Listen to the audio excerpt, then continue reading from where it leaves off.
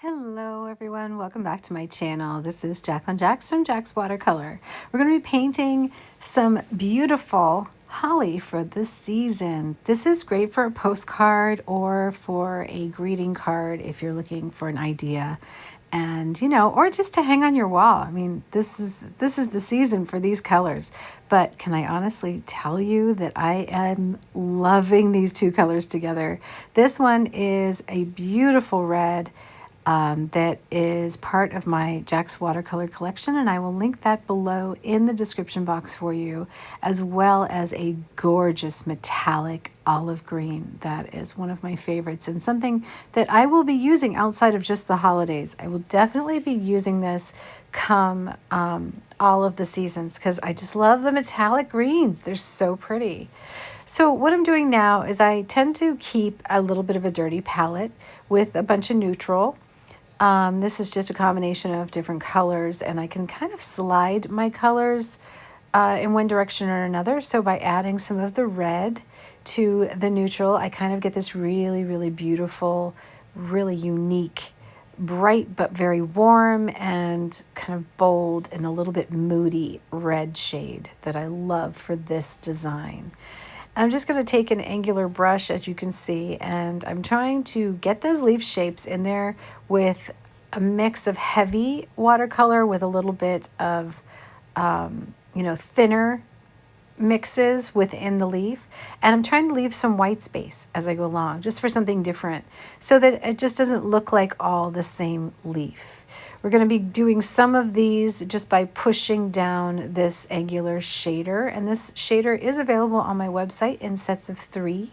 I love them because they just seem great for beginners to hold just the right amount of water, I'm mixing it up as I go around the page from darker leaves with a little more bold color and rinsing my brush out ever so slightly or tapping it on a paper towel to get some of that moisture out so that I can do some lighter versions as I move along. Now that I have some of the red in, I'm going to re-wet a honey pot of the metallic olive, and oh, this color is insane. So right off the bat, it just comes right out of the honey pot in such a beautiful way. As you can tell, it goes from like that deep olive metallic to something just a little bit lighter just off of the brush. And the brush just ever so gently gives you that water delivery in such a nice way. That's why I really do advocate for this brush for beginners, because it's just not going to give you a challenge. You're not going to have to develop too much of a technique in order to get these really nice blends within the shapes that you're painting. It's kind of a no-brainer too, right? Like you just lay the point down and kind of slide as you go with a little bit of pressure. Lighter pressure with a lot of water versus heavier pressure with a lot of water, or heavier pressure with maybe something a little bit just more bold, right? So, but I always like to have several different things going on within every leaf. Like if you notice, if you look closely, I've got some where I leave the tip a little darker than the middle section, and that just has to do with how you lay your brush down and what you're doing in your stroke. So be sure to get out a piece of paper and just practice. Practice is what will get you in that process, and it will help you so much long term. It's definitely going to be one of those things where the more you do it, the better your shapes will be. Even if you get to a point for a little while where you don't like it, you'll eventually get into a point where you will like it, I like to kind of use my wrist in the twist and not be afraid to hold the watercolor brush a little further out of the barrel. If you notice, I'm kind of holding it midway just to give my hand a little bit of a looser grip and to not have as much control over the tip.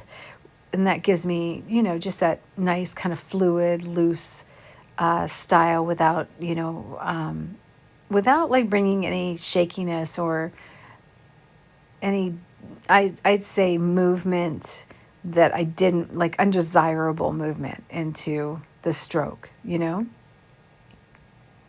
As I'm kind of going through, I'm filling in some of those little areas and just bringing in a little bit of moisture, a tiny, tiny little bit of light red.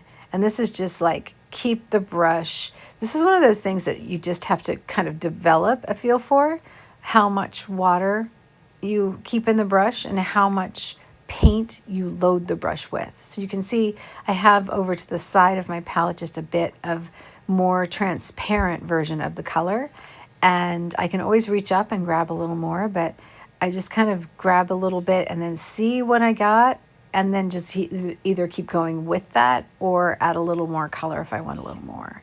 And that's how I'm moving through the piece. It's so simple, so easy. Just making sure that I'm not painting the same weight across everything. It's mostly about values here. It's mostly about filling in the negative space, leaving some white space, but also thinking about how the dark and the light can play off of each other. At some point too, when the watercolor builds up and maybe just doesn't show a difference between one leaf and another, you can remove a little bit of color to drop a leaf into the background. And that's another technique that I'm going to show you coming up very, very shortly. Now, as the metallic watercolor dries, you can paint over it. So that's what I'm doing here is I've just kind of worked my way around, and I'm even adding some darker versions of the metallic over the top to bring them a little farther forward.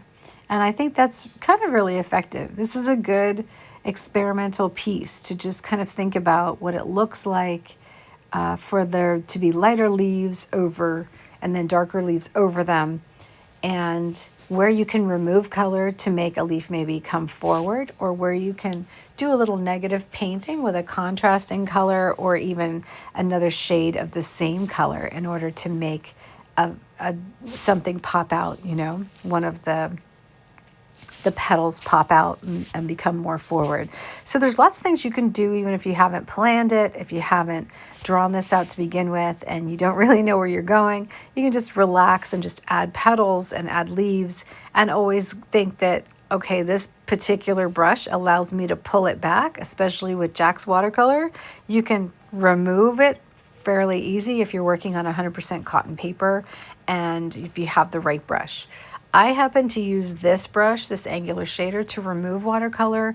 There's actually no other brush that I use for that anymore. I only use the angular shaders in different sizes to remove color, because all I have to do is clean the brush, get a little water in there, tap a little bit of water out on a tissue, and then stroke it over where I would like to remove the color, and it does a sensational job. Far better than a lot of the more expensive brands.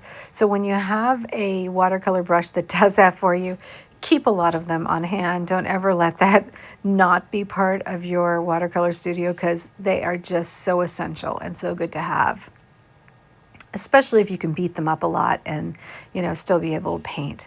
So this is, if you notice, I'm kind of removing some color. I do this a lot in florals when things are starting to dry and I see that, like, maybe I want a petal to pop out, you know, maybe I didn't think too far enough forward. Being able to do this, what that does to you as far as your creative energy, it gives you the freedom to just paint. Because if you know that you have the freedom to later remove a little color and set some petals back behind some others by doing that, you now aren't afraid to lay your brush down, because there's always this quick fix that you can, like, just kind of tweak as you go along, you know? I think that's a really important move, because many people are afraid to paint because they're worried they're going to mess it up. But if you know that even if two petals end up looking very, very much on the same plane, you can just remove a little color or add a little color, and just by that addition and subtraction, that little tweaking, you can kind of get that balance back no matter what way you've painted it. You know what I mean? And you don't have to start all over. I really use it a lot. This is one of my key techniques that I use no matter what. And it is a more advanced technique, so it's great to have in your arsenal and not use white in order to accomplish this. I've actually seen some beginners get out white paint and just erase it with white paint, which is the worst thing you can do because watercolor will never, once you've destroyed the paper, it will never really go over that area again, you know? And if you paint white on that paper, you've coated the paper, so it's no longer absorbent, or you've rubbed it out. And that's another bad thing, is you've rubbed out the top. So removing is definitely the way to go for so many reasons. So now I'm kind of going through, and as things are drying, I'm trying to add a little bit of kind of like that holly look, right? With the little round balls. I just really think that goes with Christmas. Like if I didn't have these little dots with red and green, I feel like this really doesn't have to be a Christmas theme, but once you put the little dots in there, all of a sudden it looks more Christmassy. You know what I mean? It really does. And I think it becomes more recognizable. Have you ever noticed that there are certain things that you do in flowers that just make them more recognizable? That's one of those things. So here we go. This is the final. What do you think? Do you like it? And look at the shine on the olive. Can't you imagine yourself just using that olive green like just so often? I also have like a malachite green and several other greens that I will be using in upcoming videos for sure. I hope you give this a try, and if you do, don't forget, tag me up on the Facebook group page linked below at Jack's Art Challenge so that I can see what you painted. And thanks so much for being here. I'll talk to you soon. Bye.